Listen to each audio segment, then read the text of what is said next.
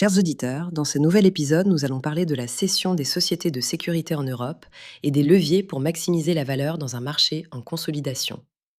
Le secteur pèse entre 60 et 66 milliards d'euros en 2024 et croît d'environ 4 à 5 par an, avec une consolidation autour du gardiennage, de la surveillance électronique, de la cybersécurité et du risk management. En 2026, la fenêtre de cession paraît favorable.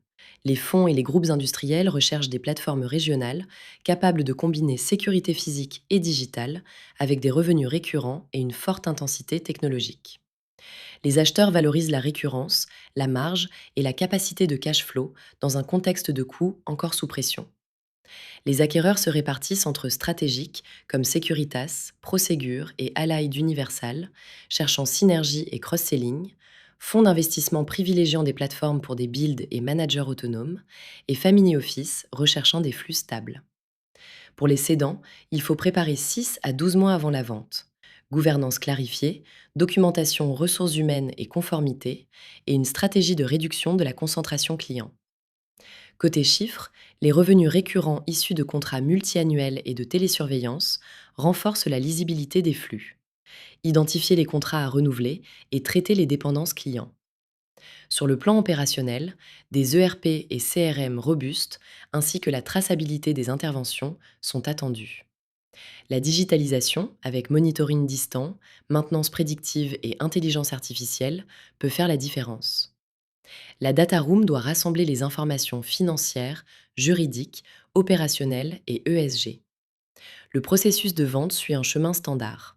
Teaser, NDA, CIM, shortlist, LOI, due diligence et SPA. Les sessions prennent en moyenne 8 à 12 mois. Une préparation des questions-réponses techniques sur la cybersécurité et la conformité est déterminante pour protéger le prix. Les multiples vont typiquement de 7 fois à 10 fois l'EBITDA pour les acteurs technologiques intégrés et de 5 fois à 7 fois pour les entreprises tournées vers le gardiennage.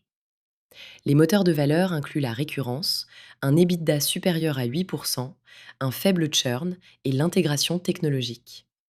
A l'inverse, une forte intensité de personnel ou une dépendance à quelques contrats peut peser sur la valeur. Les scénarios prospectifs montrent que l'alliance sécurité et cybersécurité, ainsi que l'usage de l'intelligence artificielle, peuvent faire monter les valorisations. Les risques clés restent la conformité CNAPS et NIS2, ainsi que le pilotage des flux de trésorerie.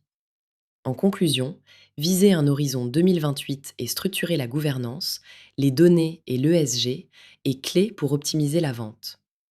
Partagez vos impressions et contactez-nous pour lire le blog ou échanger.